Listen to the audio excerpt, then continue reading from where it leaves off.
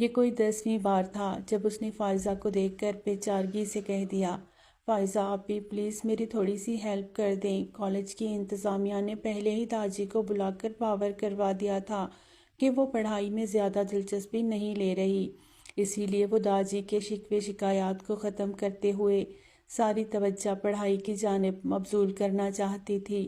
لیکن مصیبت یہ تھی کہ نہ ہی یہاں سے کوئی بتانے والا تھا اور نہ ہی دن بھر کے ہنگاموں میں اسے ٹائم ملتا کہ وہ اپنی پڑھائی کی جانب توجہ دے۔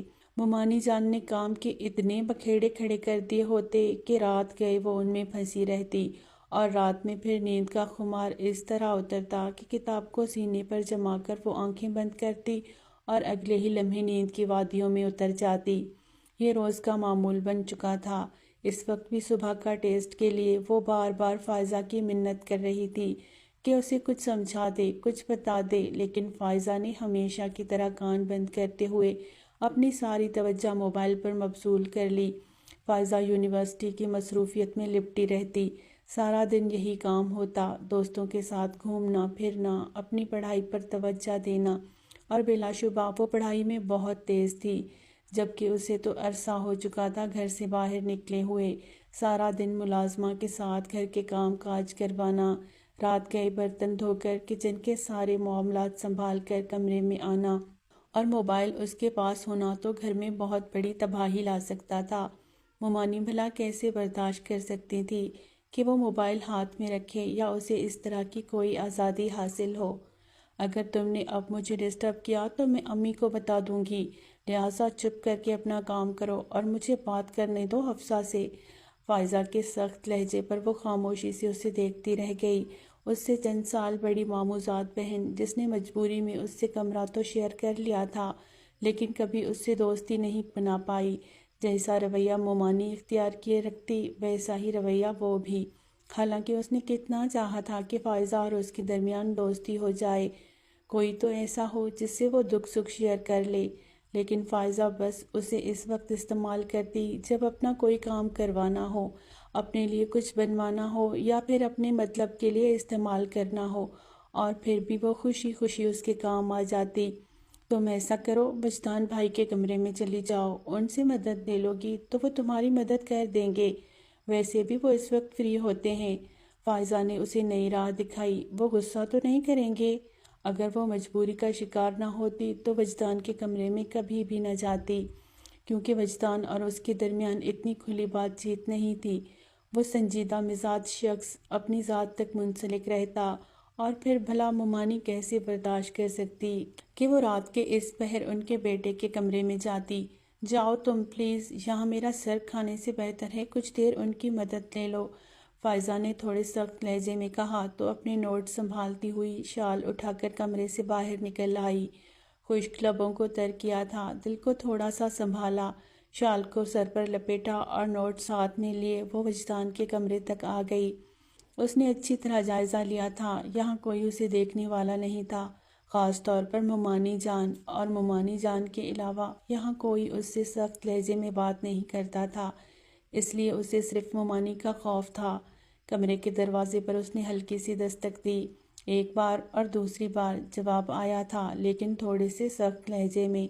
اسے لگا ہو سکتا ہے کوئی ملازمہ ہوگی، اور وجدان کا سخت لہجہ سن کر ہی وہ کانپتی تھی۔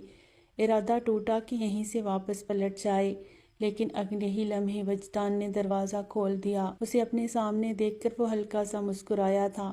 تم یہاں کیا کر رہی ہو؟ اپنے لہجے کو اس نے حد درجہ نرم رکھا۔ وجدان بھائی، میں آپ سے تھوڑی سی مدد لینے آئی تھی، اسٹڈی میں، اس نے ملتجی لہجے میں کہتے ہوئے وجدان کو دیکھا، اور وجدان نے دروازہ کھلا چھوڑ دیا۔ آ جاؤ اندر۔ ڈھیلے ڈھالے شرٹ ٹراؤزر میں وہ ماتھے پر بکھرے ہوئے بالوں کے ساتھ کان میں ہینڈ فری لگائے شاید کسی سے بات کر رہا تھا۔ موبائل ٹراؤزر کی پاکٹ میں پڑا تھا۔ وہ صوفے پر ٹک گئی، وہ ہلکا سا اس پر جھکا، وہ انگلی رکھتی گئی اور وہ اسے پوائنٹ سمجھاتا گیا۔ یہیں بیٹھ کر انہیں سالو کر لو، اگر پھر بھی سمجھ نہ آئے تو میں یہی ہوں۔ اپنی بات مکمل کرتے ہوئے وہ پیچھے ہٹ گیا تھا، جبکہ اس پر ایک نظر ڈال کر وہ جلدی سے پینسل کو نوٹ پر چلانے لگی۔ دل کچھ مطمئن سا ہو گیا تھا، صبح کی ڈانٹ سے تو بچ نکلتی، اگر کوئی اسے کہتا کہ وہ کالج جانا چھوڑ دے تو یہ اس کی زندگی کا سب سے خوبصورت مرحلہ ہوتا۔ وہ تو چاہتی ہی نہیں تھی کہ وہ کالج کا جھنجھٹ پالے۔ جب یہاں وقت نہیں تھا، یکسوئی نہیں تھی، تو پھر خواہ مخواہ داجی کے لیے پریشانی کا باعث بننے کا کوئی فائدہ نہیں تھا۔ اتنا بھی مشکل نہیں ہے، بس تمہیں پرپوز ہی تو کرنا ہے زرش۔ وہ سامنے بیڈ پر بیٹھا ہوا تھا، لیپ ٹاپ گود میں رکھا تھا جس پر انگلیاں گردش کر رہی تھی، جبکہ وہ ساتھ ساتھ مسکراتے ہوئے بات کر رہا تھا۔ دوسری جانب سے کیا بات ہو رہی تھی وہ یہ تو نہیں سمجھ پائی، لیکن اسے یہ دیکھ کر بھی کافی حیرانگی ہوئی تھی کہ وجدان کسی لڑکی سے بات کر رہا تھا۔ نہ صرف بات کر رہا تھا بلکہ اسے پرپوز کرنے کے طریقے بھی سمجھا رہا تھا۔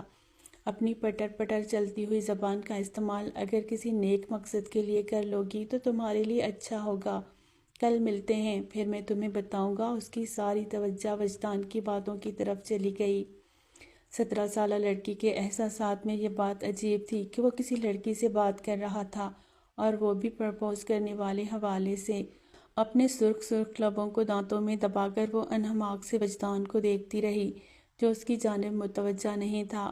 ارے بابا، اس میں کوئی شک ہے؟ بلا شبہ تم بہت خوبصورت ہو، یہ کوئی پوچھنے والی بات نہیں ہے۔ اس کی گمبھیر سی آواز نے کمرے میں پھیلی ہوئی خاموشی کو توڑ دیا۔ دھڑکتے ہوئے دل سے اس کی نظریں وجدان کے ہلتے ہوئے لبوں پر جمی ہوئی تھی۔ کافی دیر زرش نامی لڑکی سے بات کرتا رہا جس سے وہ کل ملنے کا پلان بنا رہا تھا۔ کچھ پرپوز کرنے کی بات تھی، کچھ ایسی باتیں جو بہت گہری اور دلکش تھی، اور وہ بس ایسے ہی وجدان کو دیکھ کر اس کی باتیں سنتی رہی۔ کافی دیر گزرنے کے بعد وجدان نے سر اٹھا کر اسے دیکھا تھا اور وہ اچھا خاصا گڑبڑا گئی۔ ٹھیک ہے، میں تم سے صبح بات کرتا ہوں، بلکہ صبح ملنا ہے تو پھر بات کیوں کرنی؟ الوداعی کلمات کہتے ہوئے اس نے کال کاٹ دی اور اسے دیکھنے لگا۔ کیا تمہارا ہو گیا؟ اور وہ فوراً ہی اٹھ کھڑی ہوئی تھی۔ میں سمجھ چکی ہوں وجدان بھائی، میں اب چلتی ہوں۔ نہ اسے اجازت لی، نہ ہی اسے کچھ لکھ کر دکھایا، بس نوٹس کو سنبھالے وہ ایک نظر وجدان پر ڈال کر تیزی سے کمرے سے نکل گئی، اور وہ دیر تک اس کی پشت کو دیکھتا رہا اور پھر کندھے اچکا کر خود کو لیپ ٹاپ میں بزی کر لیا۔ وہ رات تو آرام سے گزر گئی، لیکن اگلے دن جب وہ عصر کے قریب گھر واپس لوٹا تو گھر میں ایک ہنگامہ برپا ہو چکا تھا۔ سرفراز صاحب نے سخت نظروں سے اسے دیکھا۔ تم جانتے ہو تمہاری اس حرکت کی وجہ سے داجی کتنے ناراض ہیں تم سے؟ یہ کرتے پھر رہے ہو تم؟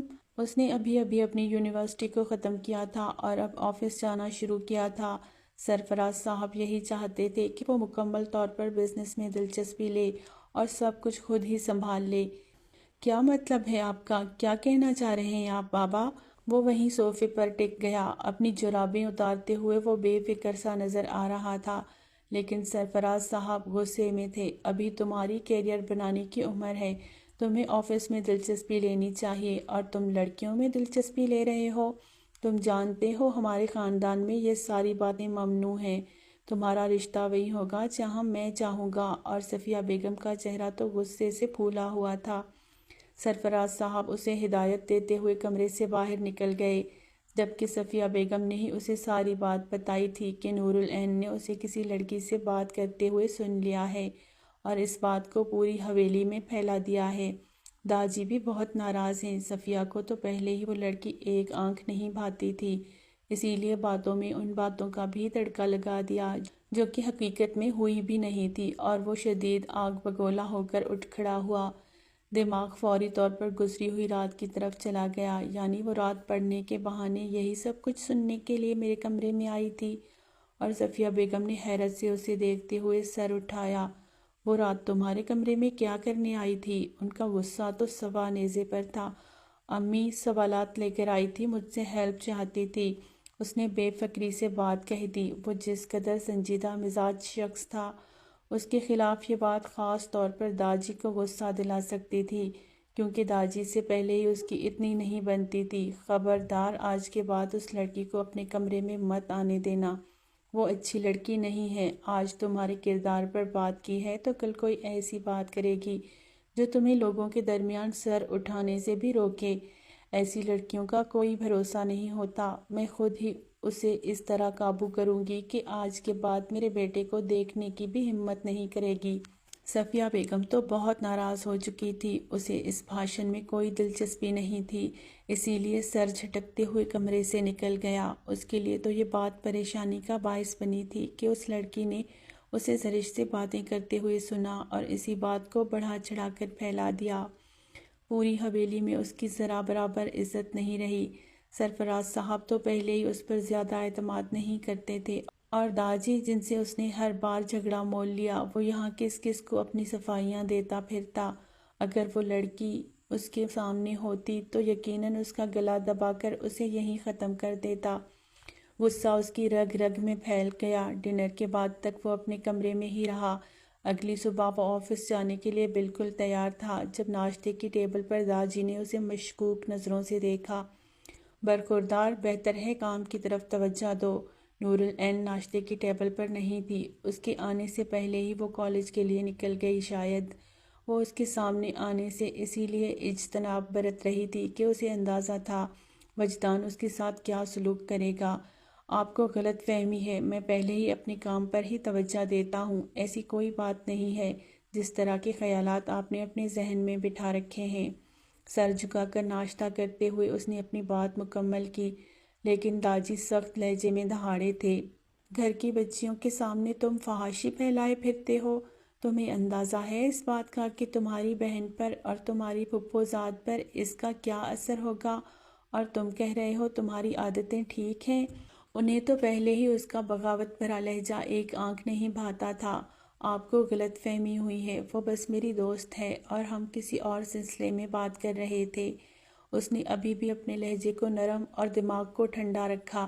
ابا جان، آپ نور العین کو بھی نہیں جانتے، بات کو بڑھانا تو وہ بہت اچھی طرح سے جانتی ہے۔ اس رات خود ہی میرے بیٹے کے کمرے میں گئی۔ آپ نے اس سے تو نہیں پوچھا کہ وہ کس غرض سے میرے بیٹے کے کمرے میں گئی تھی؟ صفیہ بیگم نے اپنے دل کے پھپھولے پھوڑنے شروع کر دیے، اور اس نے شدید بدمزاح ہو کر ماں کو دیکھا تھا۔ وہ بات کو صرف بڑھا رہی تھی۔ کیا مطلب ہے تمہارا؟ کیا کرنے گئی تھی وہ رات کو؟ داجی تو پہلے ہی مشکوک طبیعت کے مالک تھے۔ ذرا سی بات پر شک کرنا، بات کو بڑھا کر آسمان تک لے جانا، یہ تو ان کی دیرینہ عادت تھی۔ میں نہیں جانتی، بہتر ہے کہ آپ اس کی شادی کر دیں، راتوں کو جو دوسروں کے کمروں میں منہ مارتی پھرتی ہے۔ داجی نے سخت لہجے میں انہیں خاموش کروا دیا۔ خبردار، اگر گھر کی بچی کے لیے تم نے آج کے بعد ایسے الفاظ استعمال کیے تو۔ صفیہ بیگم پھولے ہوئے چہرے کے ساتھ بڑبڑاتے ہوئے اپنے کمرے میں چلی گئی۔ پورا ماحول ہی بدمزہ ہو چکا تھا۔ وہ بھی جوس کا گلاس دور دھکیلتے ہوئے اٹھ کھڑا ہوا۔ جو بھی ہے، لیکن آج کے بعد تم اس بات کا خیال رکھنا ہے۔ سمجھ لینا چاہیے تمہیں میری بات کو۔ سرفراز صاحب خاموش تھے۔ بھلا باپ کے سامنے وہ کیا کہتے؟ ان کے بیٹے کی غلطی تھی اور وہ اسے پہلے ہی تسلیم کر چکے تھے۔ وہ ہاتھ جوڑ کر ان کی جانب پلٹا۔ بس کر دیں، اب ہمیں جینے دیں ہمارے طریقے سے۔ بات بات پر پابندی لگانا، ہر بات پر کٹہرے میں لا کر کھڑا کر دینا، اب وہ دور گزر گیا ہے۔ میں اپنی مرضی سے اپنی زندگی گزارنے کا قائل ہوں۔ سرفراز صاحب نے اسے روکنا چاہا تھا۔ جہانگیر صاحب حیرت زدہ رہ گئے، جبکہ وہ وہاں سے نکلتا چلا گیا اور آفس جانے کے بجائے زیبی کے فلیٹ پر نکل گیا۔ تمہاری کزن نے تمہیں زرش سے بات کرتے ہوئے سنا، جو کہ جنید کو پرپوز کرنے کے حوالے سے بات کر رہی تھی، اور اس نے تمہاری شکایت داجی سے لگا دی، جنہوں نے یہ سمجھا کہ تم لڑکیوں میں انوالو ہو اور باہر ناجائز تعلقات رکھے پھرتے ہو۔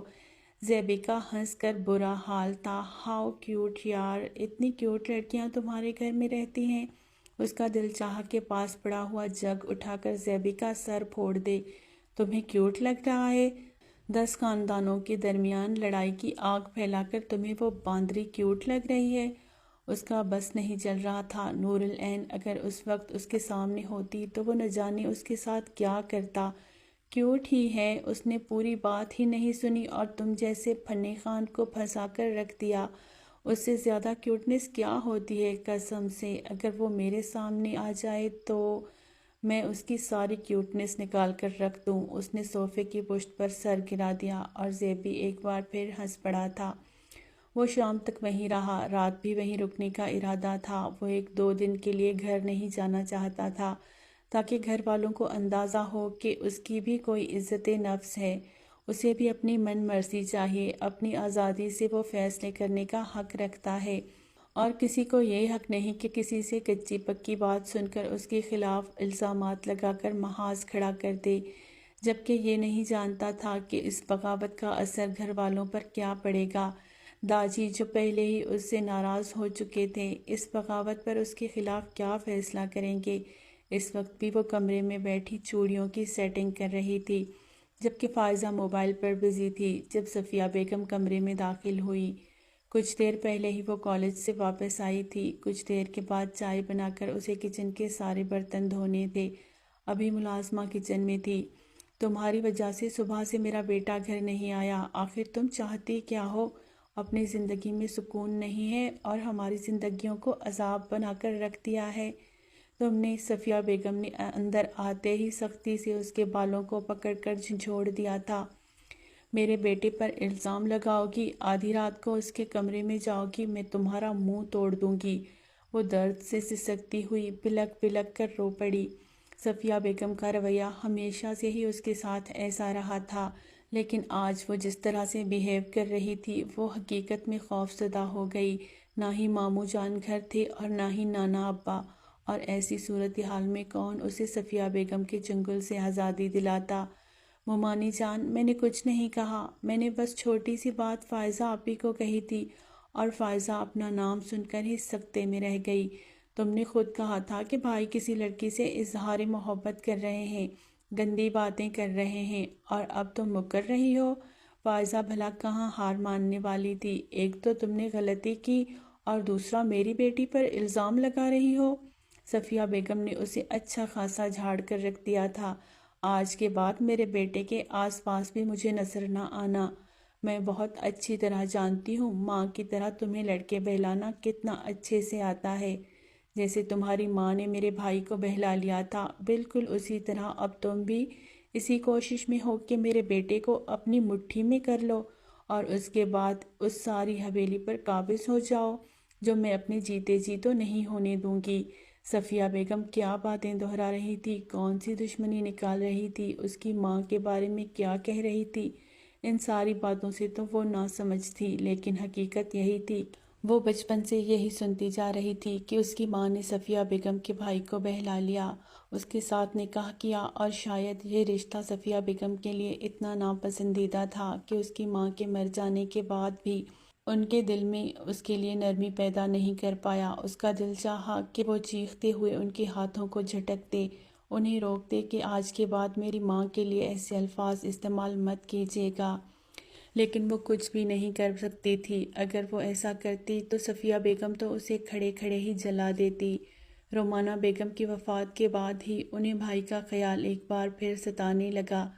رومانہ بیگم کا وہ جس قدر دیوانہ تھا، انہیں تو یہ خوف کھائے جا رہا تھا کہ اسی کے سوگ میں زندگی نہ گزار دے، اسی لیے چند سالوں تک اس کے پیچھے لگی رہی، اور بالآخر فیصلہ یہ ہوا کہ ان کی بیٹی کو وہ اپنے گھر لے جائیں گی، جہاں وہ ان کی اور دادی کی زیر سرپرستی رہے گی، اور زبیر صاحب کو دوبارہ شادی کر لینی چاہیے۔ تب تک سب کچھ مشکل تھا۔ رومانہ بیگم کا خیال ان کے دل میں قیامت مچائے ہوئے تھا، جب تک کہ انہوں نے زرین بیگم سے نکاح نہیں کیا، اور جیسے ہی انہوں نے زرین بیگم سے نکاح کر لیا، ان کی زندگی میں تو ایک بار پھر بہار آ گئی تھی۔ زرین بیگم بلا شبہ بہت خوبصورت تھی، اور مرد کے دل کا سوگ اتنا ہی ہوتا ہے کہ دوسری عورت کی خوبصورتی اگر مرہم بن کر اس کے زخموں سے لپٹ جائے تو وہ سب کچھ بھول جاتا ہے، اور انہوں نے بھی رومانہ بیگم کی محبت کو بھلا کر ساری توجہ زرین بیگم کی جانب مبذول کر لی۔ خداوند نے انہیں 2 بیٹوں سے نوازا اور ان کی فیملی بیرون ملک شفٹ ہو گئی۔ اپنی بیٹی سے وہ غافل تو نہیں تھے، لیکن وقت نے انہیں غافل کر دیا، اور پھر یہ احساس کہ وہ اپنی پھپھو اور ماموں کے پاس ہے، جہاں اس کے نانا ابا کی حکمرانی ہے، وہاں کیسے اس کے ساتھ کوئی غیر منصفانہ سلوک کیا جا سکتا ہے، جبکہ اس کا علم کسی کو نہیں تھا کہ وہ معصوم سی لڑکی کتنی اذیتوں سے گزر کر صبح و شام گزار رہی ہے۔ وہ رو رو کر ہلکان ہوتی رہی، کوئی بھی اس کے زخموں پر مرہم رکھنے والا نہیں تھا۔ کافی دیر گزرنے کے بعد فائزہ اس کے قریب آئی اور اس کے کندھے پر اپنا ہاتھ رکھا۔ اچھا آپ چپ ہو جاؤ، تمہیں پتہ ہے امی غصہ کر جاتی ہیں۔ جاؤ میرے لیے چائے بنا کر لے آؤ پلیز، اگر میری پیاری بہن ہو تو۔ اور اپنی آنسوؤں کو معصومیت سے ہاتھوں کی پشت سے رگڑتے ہوئے اس نے فائزہ کو دیکھا تھا۔ میں نے صرف آپ کو یہ بتایا تھا کہ وہ کسی لڑکی سے بات کر رہے ہیں، کچھ پرپوز کرنے کے حوالے سے بات ہو رہی ہے۔ آپ نے خود بات کو اتنا بڑھا دیا اور سارا الزام مجھ پر ڈال دیا۔ آپ جانتی ہیں ممانی مجھ سے کتنی نفرت کرتی ہیں، اور وجدان بھائی وہ میرے ساتھ کیا سلوک کریں گے، آپ کو اس بات کا اندازہ بھی ہے؟ پریشان مت ہو، کوئی کچھ نہیں کرے گا تمہارے ساتھ، میں سمجھاؤں گی وجدان بھائی کو۔ جاؤ میرے لیے چائے بنا کر لے آؤ۔ بے فکری سے ہاتھ ہلاتے ہوئے وہ بیڈ پر ٹانگیں پھیلائے بیٹھ گئی اور وہ ایک نظر اس پر ڈال کر اٹھ کھڑی ہوئی۔ پکا وجدان بھائی کو سمجھائیں گی، پرومس کریں میرے ساتھ۔ اپنے ہاتھ کی چھوٹی انگلی کو اس نے فائزہ کی جانب بڑھایا تھا اور فائزہ نے اپنی چھوٹی انگلی اس کی انگلی میں ڈال کر گھما دی۔ پنکی پرومس، اب جاؤ پلیز، اور وہ مسکراتے ہوئے کمرے سے باہر نکل گئی۔ اس کی حیثیت اس گھر میں بس اتنی ہی تھی، اس کی اوقات یہی تھی کہ صفیہ بیگم کا جب دل چاہتا اسے ملازموں کے سامنے بھی ذلیل کر دیتی۔ ہاں وہ اس بات کا خیال رکھتی تھی کہ داجی اور سرفراز صاحب گھر پر نہ ہوں، یا پھر داجی جہانگیر صاحب دوا لے کر اپنے کمرے میں سو رہے ہوں، کیونکہ وہ جس وقت دوا لیتے تھے ان پر غشی طاری ہو جاتی، اور پھر باہر کیا ہو رہا ہے اس بات کا انہیں کچھ اندازہ نہیں ہوتا۔ اس نے کبھی جہانگیر صاحب کو یہ سب کچھ بتانے کی ضرورت محسوس نہیں کی۔ سرفراز صاحب تو شاید سب کچھ جانتے بوجھتے بھی خاموشی اختیار کیے ہوئے تھے، لیکن اسے اندازہ تھا وہ ان لوگوں کے ٹکڑوں پر پلی بڑی ہے اور ان کے زیر سایہ رہی۔ باپ تو 2 مہینوں کے بعد ایک بار کال کر کے اس کی خیریت دریافت کر لیتا، پاکستان آتا تو چند تحائف اور کچھ رقم اس کے ہاتھ پر رکھ دیتا اور وہ اس کی محبت اور شفقت کے لیے ترستی رہ جاتی۔ شکل و صورت کے لحاظ سے وہ بالکل رومانہ بیگم جیسی تھی، سرخ و سفید رنگت، گہری بھوری آنکھیں، خوبصورت لمبے بال، لیکن حقیقت یہ تھی کہ صفیہ بیگم نے آج تک اسے بناؤ سنگار کے قریب بھی نہیں بھٹکنے دیا، اسی لیے اس کی اصل خوبصورتی ہی کہیں چھپ کر رہ گئی۔ کبھی فائزہ کے اترے ہوئے کپڑے تو کبھی مارکیٹ کے سستے مل جانے والے کپڑے اس کے مقدر میں ہوتے اور وہ انہیں ہی پہن کر خوش ہو جایا کرتی۔ اس روز تقریباً 2 دنوں کے بعد وہ گھر واپس آیا تھا۔ وہ گھر واپس آیا یہ سوچ کر کہ گھر والوں کی عقل ٹھکانے لگ چکی ہوگی۔ صفیہ بیگم کے علاوہ کسی نے اسے رابطہ کرنے کی کوشش نہیں کی تھی، لیکن اس کی اس ضد نے جہانگیر صاحب کو اور غصے میں ڈال دیا تھا۔ وہ کیوں اتنی بغاوت کرتا ہے، اتنا انا پرست اور ضدی طبیعت کا مالک کیوں ہے؟ انہیں یہ فکر ستائی جا رہی تھی۔ انہیں تو یہ خوف بالاحق ہو چکا تھا کہ وہ باہر سے کوئی بے باک اور نڈر لڑکی کو لا کر ان کے خاندان کی عزت بنانے کی بات کرے گا اور وہ کچھ نہیں کر پائیں گے۔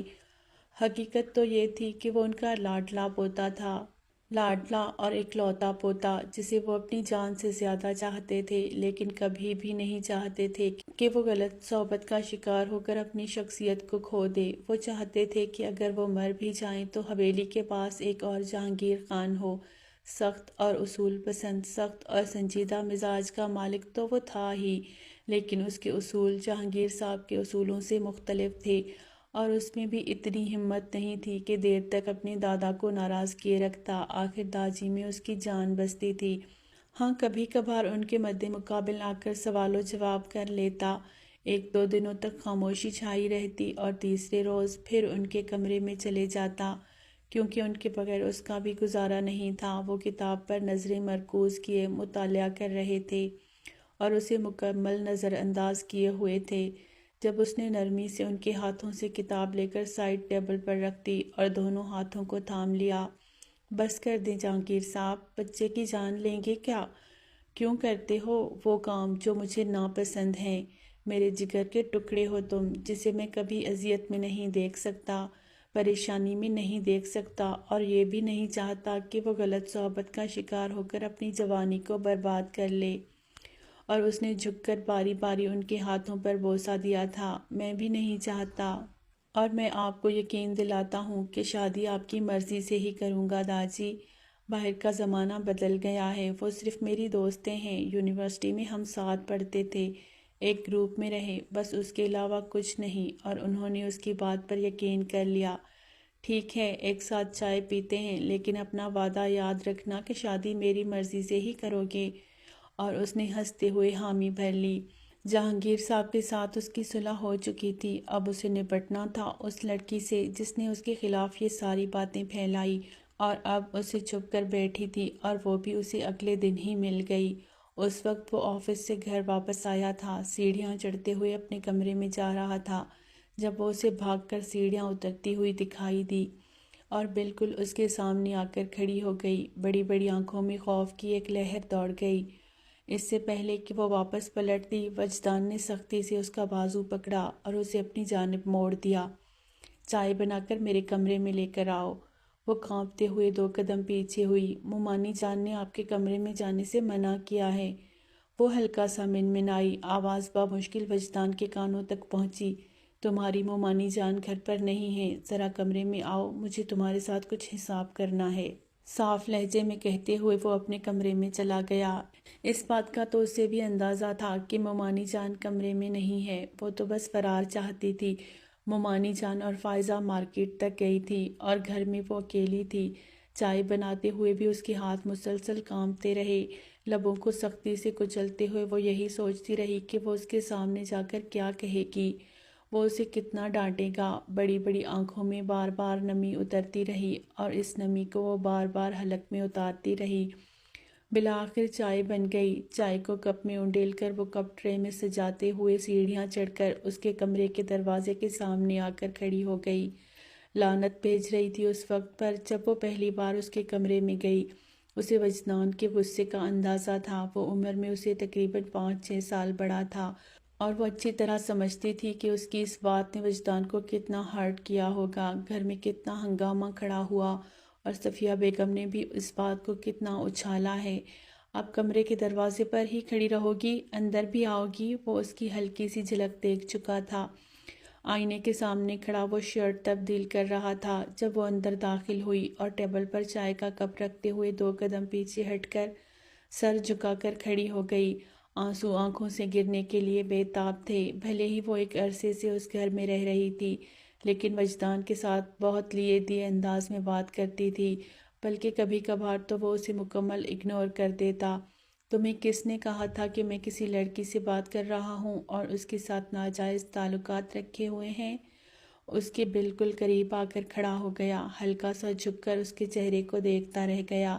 جب اس نے سر اٹھا کر وجدان کی آنکھوں میں دیکھا تھا، بھوری آنکھیں پہلی بار سیاہ آنکھوں سے ٹکرائی، وہ نمی سے بھری بھری آنکھیں جن میں خوف اور دکھ نمایاں تھے۔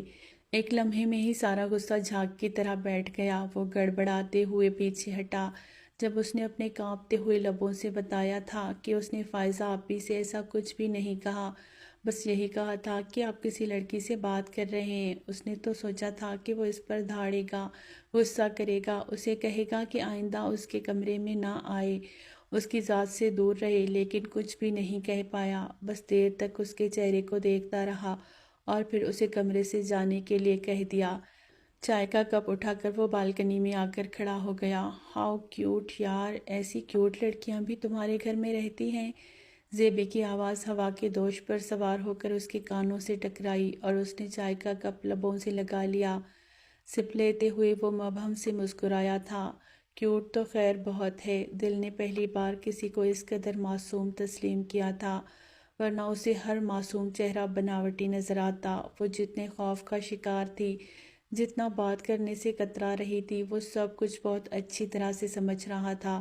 اسے اندازہ تھا کہ وہ یہاں آزادی سے نہیں رہتی، بلکہ ایک قید مسلسل کا شکار ہے۔ اس کی سوچوں کا رخ پہلی بار نور العین کی جانب مڑا، اور وہ دیر تک اسے سوچتا رہا۔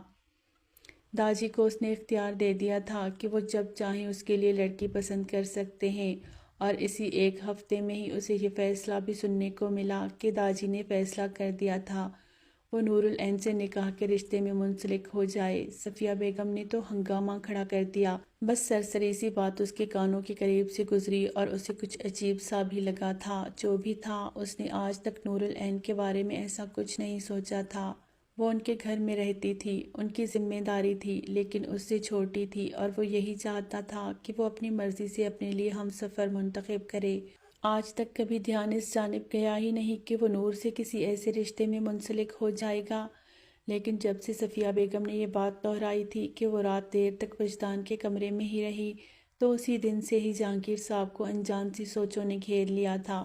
انہیں اندازہ ہو چکا تھا کہ اب وہ بالغ ہو چکی ہے، چونکہ فائزہ تو اپنی ماں باپ کی ذمہ داری ہے، لیکن اس کی ساری ذمہ داری اپنے نانا ابا کے سر پر ہے، اور جہانگیر صاحب چاہتے تھے کہ اپنی زندگی میں ہی وہ اس ذمہ داری کو محفوظ ہاتھوں میں سونپ دے۔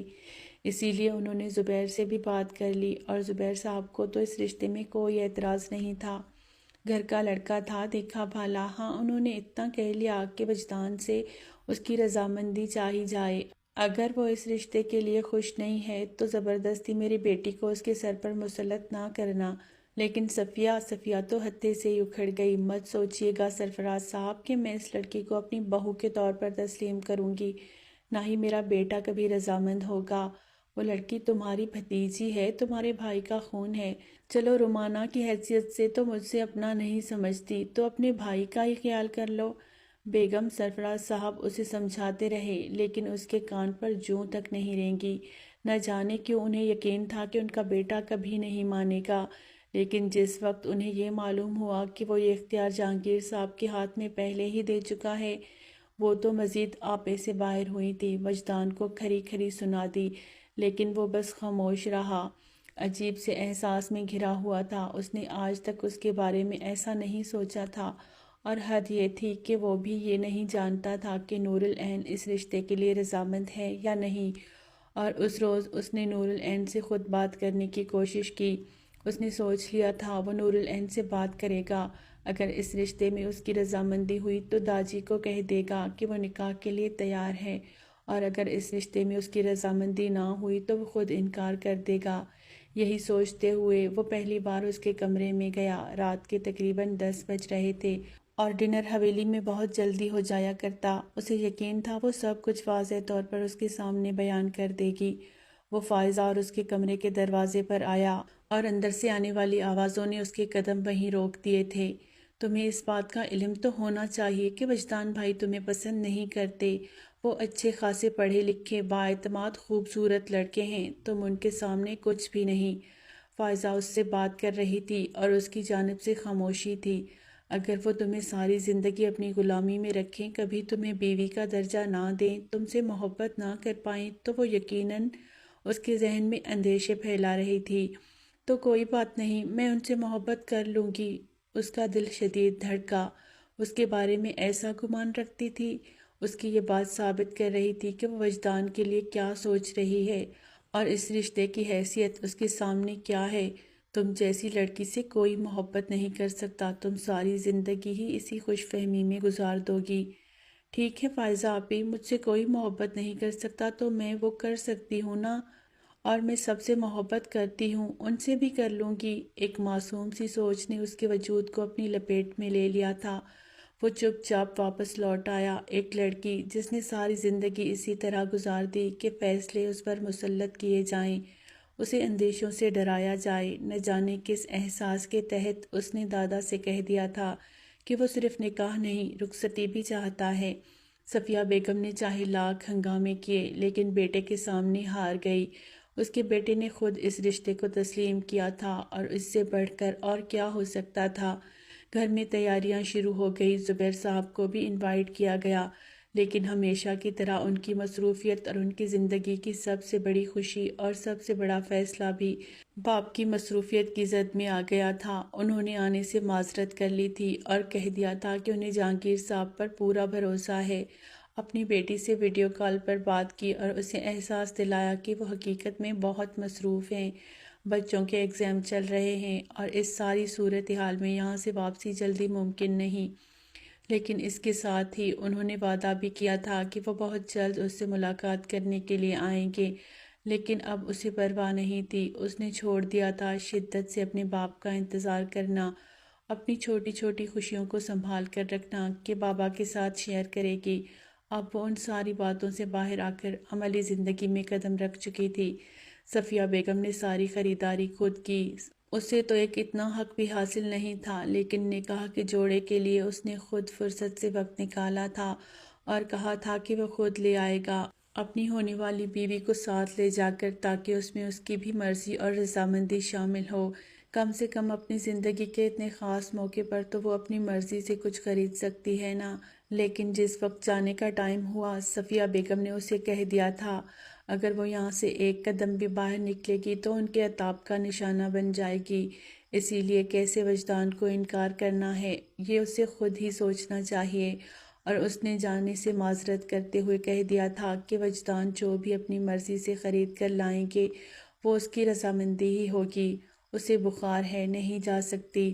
وجدان بار بار ملازمہ کو بھیج کر اسے باہر آنے کے لیے کہتا رہا، لیکن وہ کمرے میں ہی رہی اور باہر آنے سے انکار کر دیا۔ کچھ نہ کچھ تو اسے اندازہ ہو گیا تھا کہ وہ باہر کیوں نہیں آ رہی، لیکن اس وقت بات کو بڑھانا فضول تھا اور وہ صفیہ بیگم کے ساتھ گیا اور اپنی مرضی سے اسی لباس کا انتخاب کیا تھا۔ ایک شام مہندی کے فنکشن کے ساتھ ہی نکاح کی تقریب اور اگلی صبح رخصتی، اس ساری صورتحال میں وہ بس خاموش تھی، خاموشی سے وقت کو چلتے ہوئے دیکھ رہی تھی۔ جتنا حق اسے حاصل تھا اتنا خوش بھی ہو لیتی، بس یہ خوف تھا کہ صفیہ بیگم اس رشتے کو کبھی قبول نہیں کریں گی۔ ساری زندگی کیسے گزرے گی، کیسے وہ لمحہ لمحہ ان کی نفرت کا نشانہ رہے گی، اور یہ خوف ایسا خوف تھا جس نے اسے اپنی خوشیوں سے بھی متعارف نہیں ہونے دیا۔ جب سے ڈیٹ فکس ہوئی تھی وجدان کے ساتھ اس کی کوئی ملاقات نہیں ہوئی، کیونکہ حویلی کی یہ رسم تھی کہ ایک دوسرے سے منسوب ہونے کے بعد دولہا اور دلہن ایک دوسرے کو نہ دیکھ پاتے اور نہ ہی ایک دوسرے سے بات کر پاتے ہیں، اور وجدان ہرگز ایسی چھچھوری حرکتوں کا مالک نہیں تھا۔ اس شام اسے مہندی بھی لگائی گئی اور نکاح کے لیے بھی تیار کیا گیا۔ پہلے نکاح ہوا اور اس کے بعد مہندی۔ آف وائٹ کلر کے شرارے میں وہ ہلکے پھلکے میک اپ کے ساتھ ہی گھونگھٹ اوڑھ کر باہر آئی۔ زندگی میں پہلی بار اتنا شاندار لباس پہن کر وہ بیوٹیشین کے ہاتھوں تیار ہوئی تھی۔ قاضی صاحب نے نکاح کی اجازت چاہی اور ساتھ ہی نکاح شروع کر دیا۔ اس کی آنکھوں سے آنسو ٹوٹ کر گر رہے تھے، ہاتھ کانپ رہے تھے۔ اس وقت کتنا مشکل مرحلہ تھا صرف وہی جانتی تھی۔ سرفراز صاحب اس کے قریب کھڑے تھے، آہستگی سے اس نے رضامندی دی اور نکاح نامے پر دستخط کرتے ہوئے خود کو وجدان کے نام کر دیا۔ نکاح کے بعد وہ اس کے قریب آیا، گھونگھٹ ہٹاتے ہوئے اس کے چہرے کو دیکھا تھا اور پھر دیکھتا ہی رہ گیا۔ نکاح کا اثر تھا اور ساتھ میں وہ پہلی بار سج کر اس کے سامنے آئی تھی۔ زیبی ٹھیک کہتا تھا، کیوٹنس تو حویلی کی اس لڑکی پر ہی ختم ہو گئی۔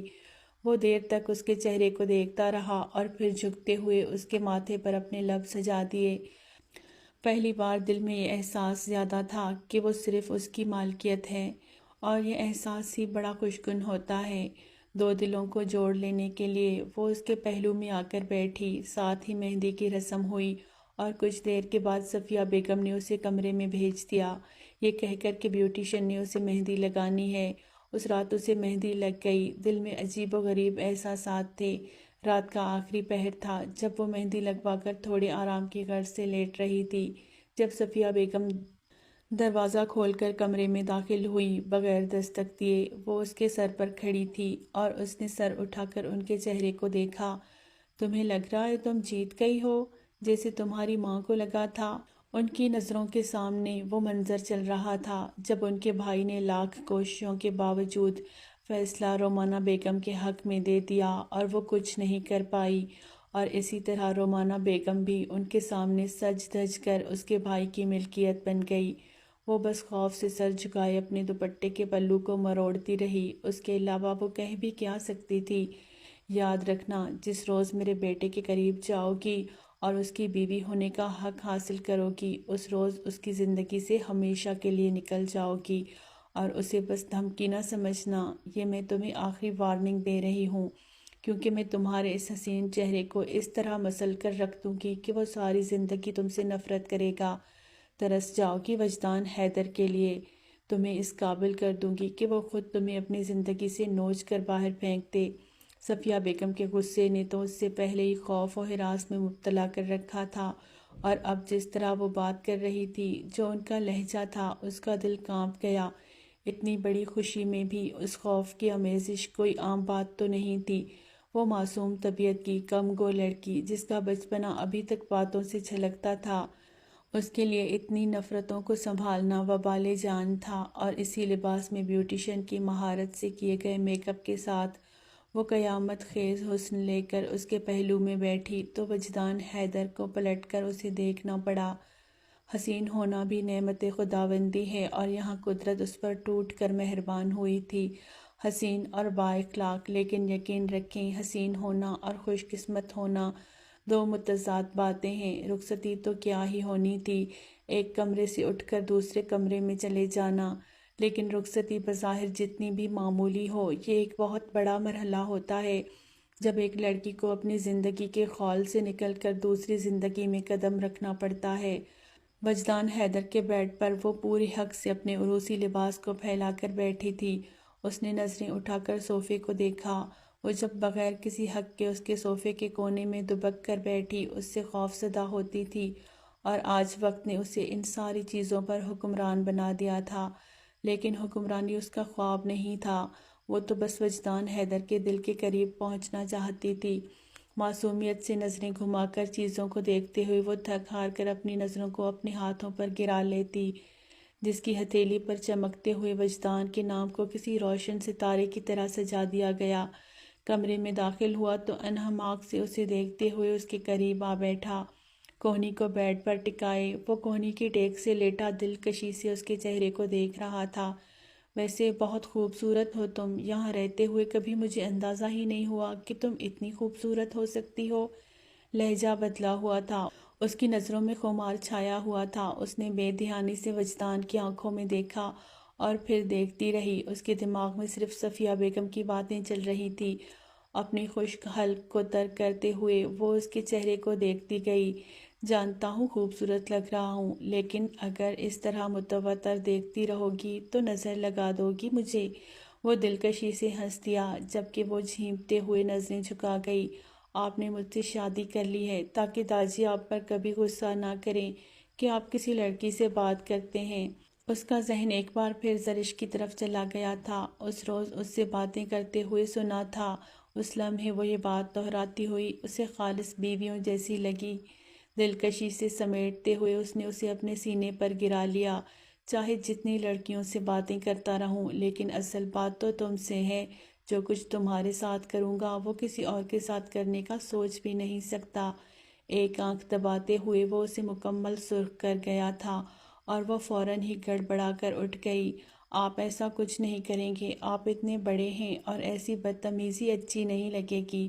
وہ ایک بار پھر اس کے بچنے پر ہنسا تھا اور ٹوٹ کر ہنسا۔ اچھا، تو تمہیں لگتا ہے یہ کام چھوٹے بچے کرتے ہیں؟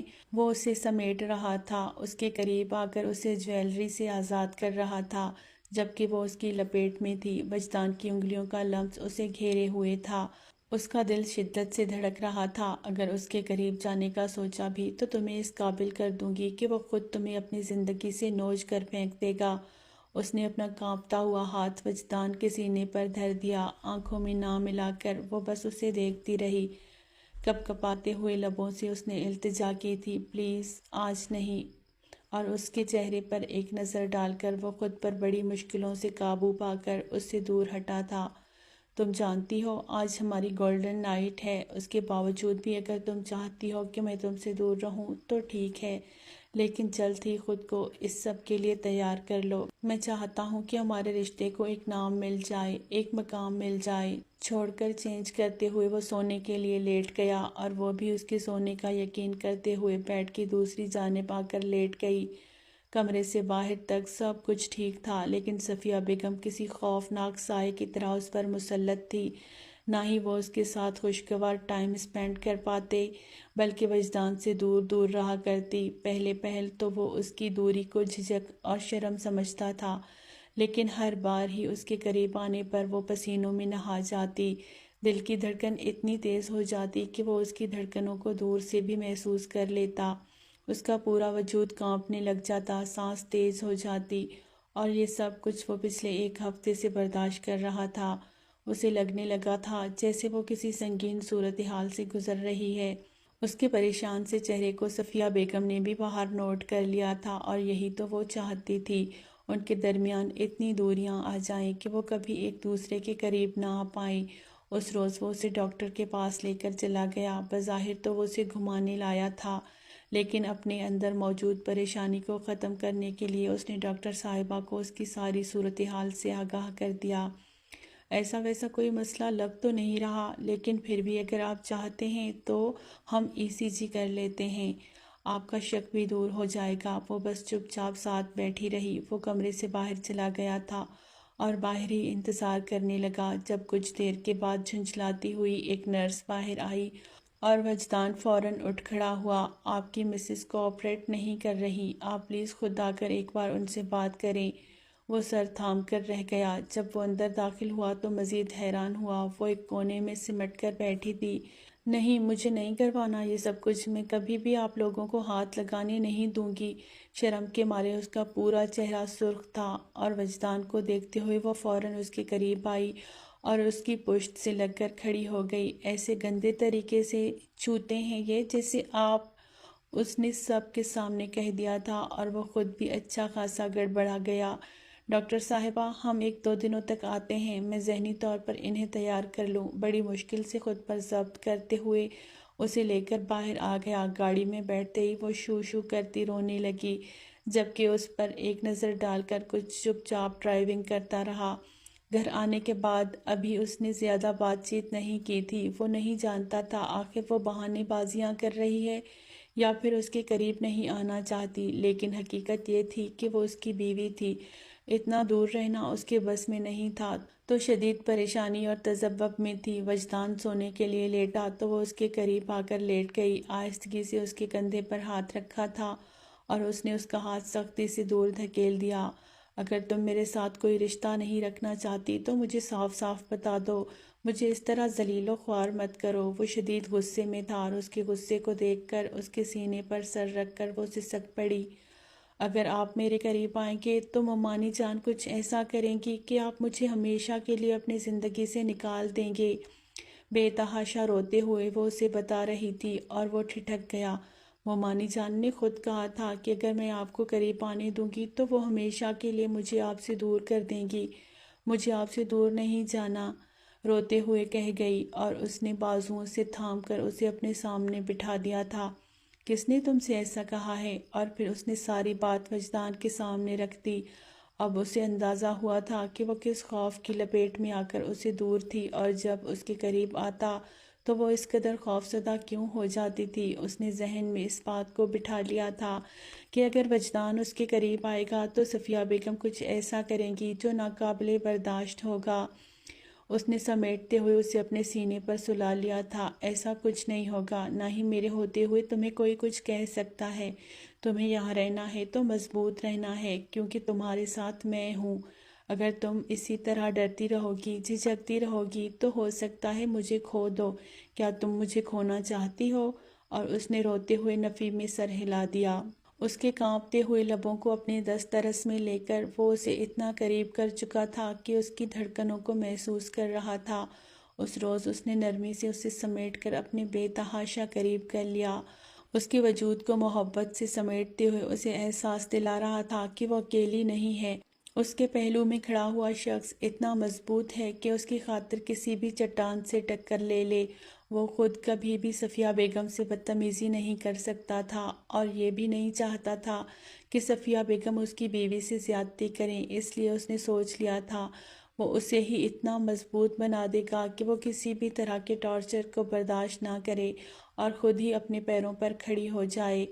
بظاہر وہ سب کے سامنے یہ ظاہر کر رہا تھا کہ ابھی تک ان دونوں کے درمیان ایسا کچھ نہیں ہوا، لیکن اب اسے اپنے قریب کرتے ہوئے وہ اسے ہر خوف سے آزاد کروا کر میچورٹی کی طرف لا رہا تھا۔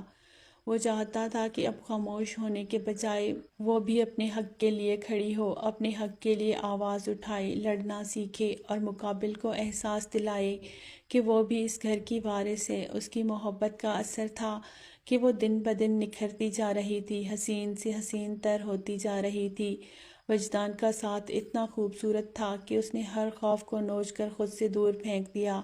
اس روز وہ کچن میں کھڑی کوفتے بنا رہی تھی جب صفیہ بیگم نے جھنجھوڑتے ہوئے اسے ایک بار پھر اپنے نشانے پر لا کھڑا کر دیا۔ میں نے تمہیں کہا تھا کہ تم وجدان سے دور رہو گی۔ کون سا جادو کر دیا ہے میرے بیٹے پر جو تمہارے ہی گیت گاتا پھرتا ہے؟ اور اس نے پہلی بار ان کی آنکھوں میں دیکھا تھا۔ وہ میرے شوہر ہیں تو میرے ہی گیت گائیں گے مومانی جان۔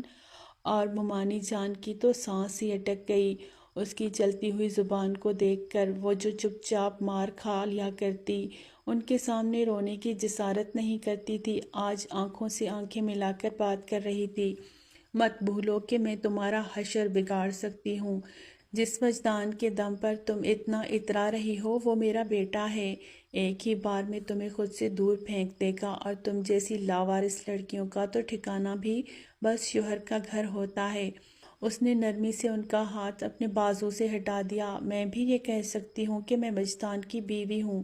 میرے ایک بار کہنے پر وہ آپ سے تعلق ختم کر لیں گے، لیکن میں ایسا نہیں کہوں گی اور نہ ہی کبھی یہ کر سکتی ہوں، کیونکہ میں چاہتی ہوں کہ آپ کا بیٹا ہمیشہ آپ کے پاس رہے۔ جس طرح وہ میرے شوہر کی حیثیت سے مجھے دستیاب رہیں گے، بالکل اسی طرح آپ کے بیٹے کی حیثیت سے آپ کے سامنے حاضر رہیں گے۔ لیکن اگر آپ حد پار کریں گی اور مجھے لگے گا کہ خطرہ میرے گرد میں منڈلا رہا ہے، تو آنکھیں بند کرنے کے بجائے مجھے بھی لڑنا پڑے گا، جو کہ میں ہرگز نہیں چاہتی۔ مومانی جان، ساری باتوں کو بھول جائیں۔ جو کچھ آپ کرتی رہی ہیں میں بھی انہیں بھول چکی ہوں۔ ایک نئی جنگ کا آغاز کرنے سے پہلے سوچ لیں کہ اس بار میں خود آپ کے مد مقابل اتروں گی۔ ہر عجیب سے آگاہ ہونے کے بجائے سوچ لیں کہ ضلالت دونوں جانب سے ہوگی۔ آپ صرف مومانی نہیں، میری پھپھو بھی ہیں، اور میں آپ سے بہت محبت کرتی ہوں، لہٰذا آئندہ خیال رکھیں۔ وہ جو کچن کے باہر کھڑا اس کی باتوں کو سن رہا تھا، وہ مبہم سی مسکراہٹ سے وہیں سے پلٹ گیا، بغیر کسی حد کو پار کیے، بغیر کسی گستاخی کے۔ اس نے صفیہ بیگم کو اچھی طرح باور کروا دیا تھا کہ اب وہ خوفزدہ رہنے والی نہیں ہے۔ وہ چاہے لاکھ سیخ پا ہو جاتی، لیکن بیٹے سے دستبردار ہونا ان کے لیے آسان نہیں تھا۔ اس وقت وہ کمرے میں آئی جب وجدان اس کا منتظر تھا۔ چائے اس نے سائڈ ٹیبل پر رکھی، ایک نظر وجدان کے چہرے پر ڈال کر خوبصورتی سے مسکراتے ہوئے ہاتھ بڑھا کر ان کے بالوں کو سلجھا دیا تھا، اور وجدان نے اس کا ہاتھ پکڑ کر لبوں سے لگا دیا۔ امی سے کوئی بات ہوئی ہے تمہاری؟ وہ سوالیہ لہجے میں پوچھ رہا تھا، اور اس نے فوراً نفی میں سر ہلا دیا۔ کوئی بھی بات نہیں ہوئی، بلکہ مجھے تو لگتا ہے کہ مومانی کا رویہ اب پہلے سے بہتر ہو گیا ہے۔ آپ اپنے دل سے کسی بھی بدگمانی کو جنم نہ لینے دیں۔ وہ چاہے میرے ساتھ جیسے رہیں، لیکن آپ کی ماں ہیں۔ اور اس کی بات سن کر وہ سرشار رہ گیا۔ یہی تو وہ چاہتا تھا، یہی بیلنس تو بہت مشکل ہوتا ہے۔ اس نے کھینچتے ہوئے اسے اپنی گود میں گرا لیا، بے تحاشا لبوں سے گستاخیاں کرتے ہوئے وہ اسے سمیٹنے لگا، اور وہ کھل کھلا کر ہنس پڑی۔ مقدر نے جو کچھ اس سے چھینا تھا، اس سے بڑھ کر اسے نواز دیا۔ اس کے پاس وہ سب کچھ تھا جس کے بعد اسے کسی چیز کی طلب بھی نہیں تھی۔ محبتوں کا وافر مقدار میں ہونا بھی نعمت خداوندی ہے، اور اس نعمت سے وہ بھرپور فائدہ اٹھانا چاہتی تھی، ہر ایک بدگمانی کو، ہر دشمنی کو پس پشت ڈال کر۔ کیونکہ چھوٹی سی زندگی میں اگر منفی باتوں پر ٹائم ضائع کر دیں گے تو بعد میں پچھتاوے کے علاوہ کچھ نہیں بچے گا۔ اگر ہماری سٹوری پسند آئی ہو تو فیڈ بیک دینا لازمی سمجھیں۔ شکریہ۔